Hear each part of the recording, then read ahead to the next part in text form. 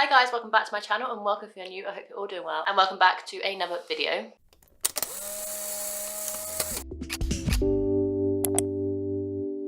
In today's video, I'm going to sit down and tell you guys every single book I acquired in 2022. This can be books I brought myself, either physical or ebooks, and also books that were kindly gifted to me from friends and family. If you saw last year's video where I told you guys and broke down my book buying for that year and I spent almost 500 quid on books, I am pleased to say that one of my goals for 2022 was to spend less money on books, use the library more, and just going to be a bit more thoughtful on my book buying expenditure. And I'm pleased to say I have definitely or massively decreased in that total price.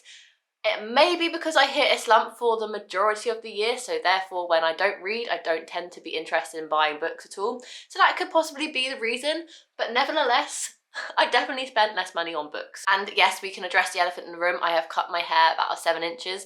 Too short? Not too short, but shorter, and I am absolutely obsessed. I love it. Like, I just feel like a whole new person. And because I'm moving in 2 days, as of filming this video, into a new house, my first house with my boyfriend, I thought it was time for a change, and I absolutely love the change. And also following on for that, because I am moving in 2 days, all of my books are packed up, so I'll just be showing pictures of them on the screen. I hope that's okay. But I needed to film these videos and I needed to get started on packing, and packing was kind of the priority. So I have packed all my books, sadly. So I hope showing pictures on screen is going to be okay with you guys.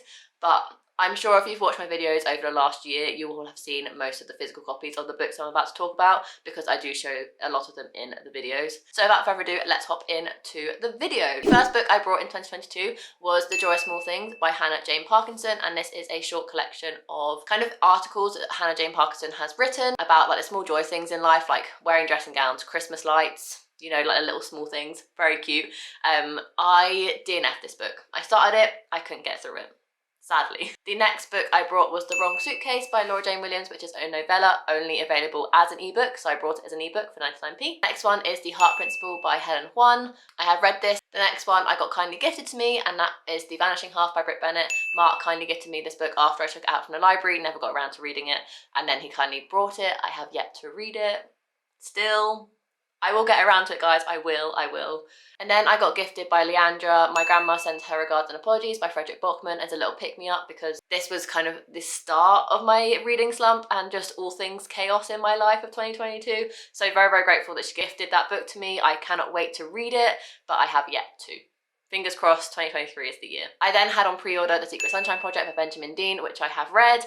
Loved it, so good, and this was a paperback. I then went on a massive hiatus. So those 5 books I just mentioned, The Joy of Small Things, The Wrong Suitcase, The Heart Principle, The Vanishing Half, My Grandma Sends Her Regards and Apologies, and The Secret Sunshine Project were all January and March buys. I didn't really buy anything at all at the beginning of the year.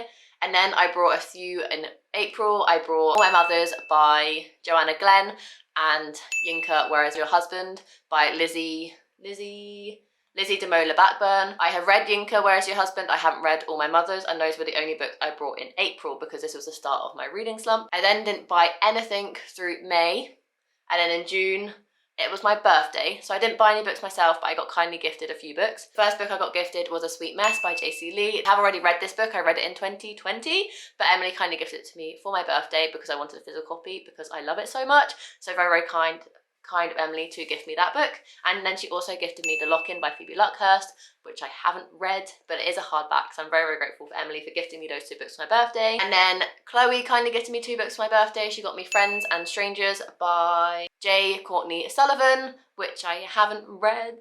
I will. I really want to read it, but I haven't got around to it yet. This 2022 was not my reading year. Hopefully 2023 will bring me better things in terms of reading.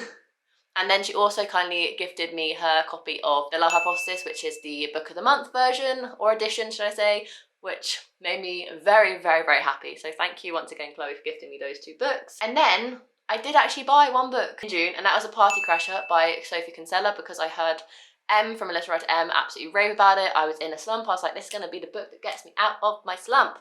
It wasn't the book that got me out of my slump, but I did buy it. I got it from Tesco's for like £4.50, so not too shabby. And then I brought Only on the Weekends by Dean Atta because I was really, really anticipating this release, and it really, really disappointed me. If you want to know why, then I'll link the video where I give you a rundown of every single book I read this year with my best, worst and most disappointing book.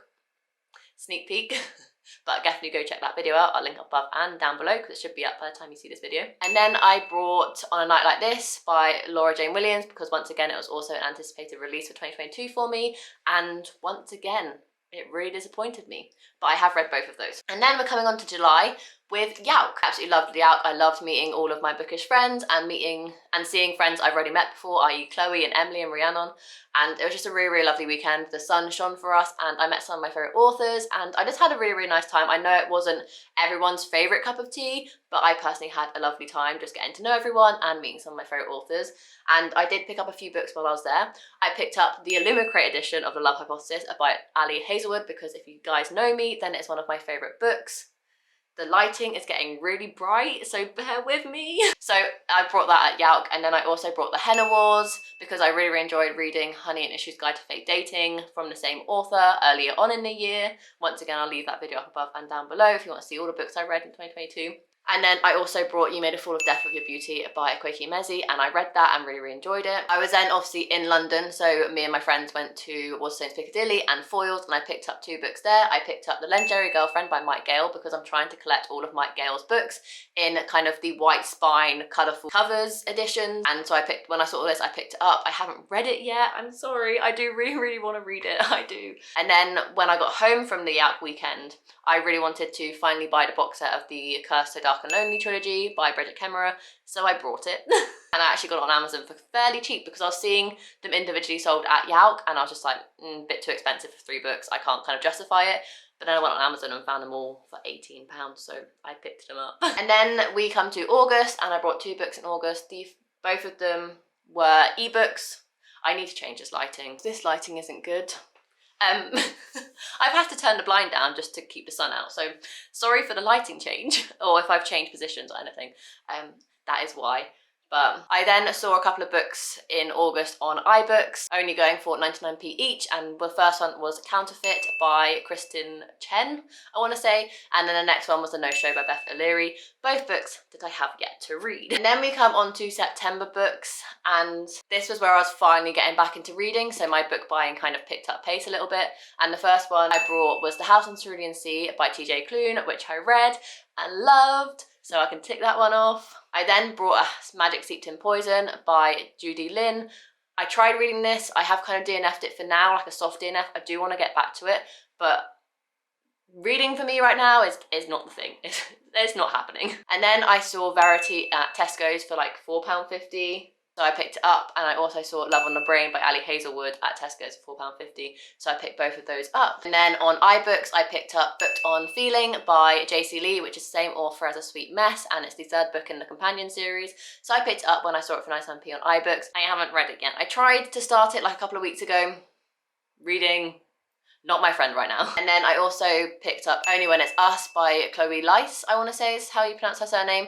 And this was a recommendation from Lily, from Literary Lily, and asked her which book to start with, and she suggested this one, and then I saw it for 99p on iBooks, so I picked it up. Then I was in London for a work trip, and after we'd finished with all our work bits, I did pop into Waterstones Piccadilly, and I picked up a book which was Crying in H Mart by Michelle Zauna.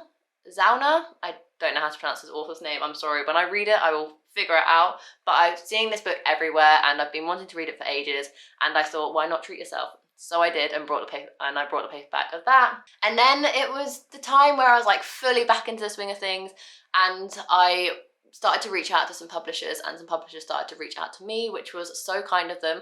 And Penguin Random House and Century Books sent me In Case of Emergency by Paul Nobel, a hardback finished copy. I was shook.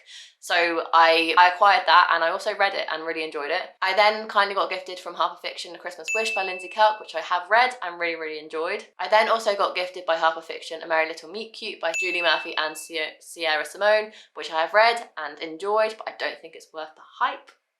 The tea. And then loads of Christmas books were going on sale on iBooks, and I got a little bit carried away. So quick fire. These are the last kind of couple of books I have brought this year. The Christmas Bookshop by Jenny Colin I brought for 99p. Mistletoe and Mulled Wine at Christmas Camper Van by Carolyn Roberts I brought for 99p. Christmas at Comfort Food Cafe I brought by Debbie Johnson for 99p. I have read that one. Tick. I also then found Driving Home for Christmas by Joanna Boluri, probably butchering it, I am sorry. But I found that for 99p, so I had to get it because it's a Christmas book. And then a little interlude for Christmas books. Mark kindly gifted me Matthew Perry's brand new release, Friends, Lovers and the Big Terrible Thing, as a hardback, brand new from Tesco's for £14.50. Very grateful for him because I had to cancel my pre-order because I couldn't actually afford it. So the fact that he then went out and brought it for me, very, very kind. I'm very, very happy and just grateful, very, very excited to read it. I have started reading it. I was really, really enjoying it, and then moving out kind of took priority over everything, and I haven't got around to finishing it yet. And then I saw Laura Jane Williams' brand new book, which I didn't even realise was coming out. She is firing out the books at the minute, and I actually think that the quality of her books are getting less and less. I absolutely loved Our Stop and The Love Square, and then I kind of enjoyed The Lucky Escape, but since then none of her books have really hit the spot for me, and I feel like it's because she's rushing these books out, and I don't know, I think the quality's going downhill. I'm sorry. But the next book that she has released is Just for December, which is a full-length novel. I saw it for 99p on iBooks.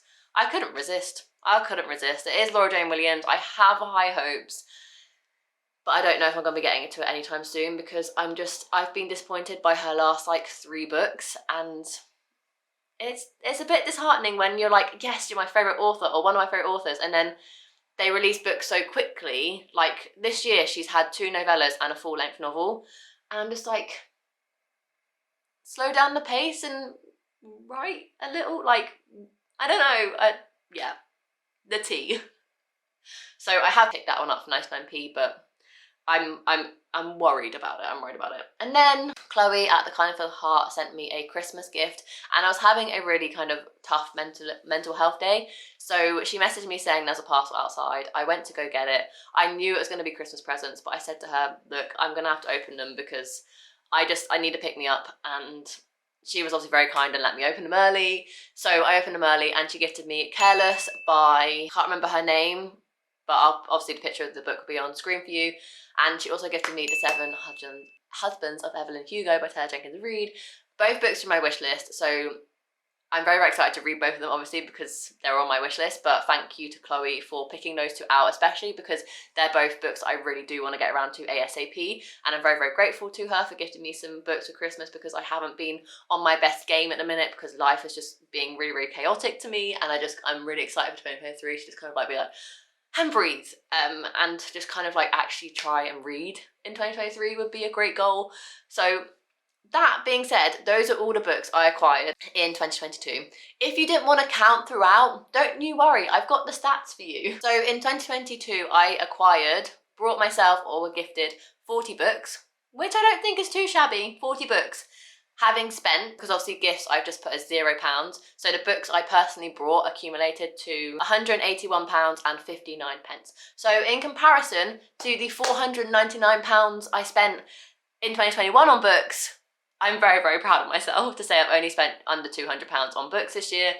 Thanks to the slump for not having brought books for so long, but still a really kind of good number and kind of like a base number I want to focus on in the future. If every year can be less than £200 spent on books, I'll be very, very happy because I think it's a good amount to kind of like bring into your life and also read the books that you currently have. And out of all the books I acquired, so all 40 books, gifted and brought myself, I have read 40% of those books, which is almost 50%, which I don't actually think is that bad. With having like 30-ish books on my TBR already and then accumulating a lot more and kind of reading the old books as well as reading the books that just come in and you just brought, and trying to balance reading the things you're really excited for because you've just brought them and reading things that have been on your TBR for ages, I actually think 40% is a good balance. Let me know if you don't think it's a good balance or you think it's a good balance. Let me know in the comments down below. And the last little stat that I track when it comes to a book haul spreadsheet I have is that 30% of those books I accumulated were gifted to me. So very, very grateful to everyone, Mark, my family and my friends, for gifting me books this year, because without them I wouldn't have been able to buy or accumulate as many books because I've been tight this year on all spending because we have bought a house. So it's a bit obvious you've been spending less on the things kind of that bring you joy and you've been trying to save all the money. So some people have gone out their way and gifted me books. Thank you so much. I really, really, really do appreciate it. And with that being said, I'm going to leave this video here. Give it a massive thumbs up if you enjoyed this video and comment down below what books you acquired this year, what was your favourite book that you acquired this year, and what was a book that you acquired this year that you really want to read before the end of the year. Let me know in the comments down below. I love chatting with you guys, and without further ado, I'll see you in my next video. Bye guys.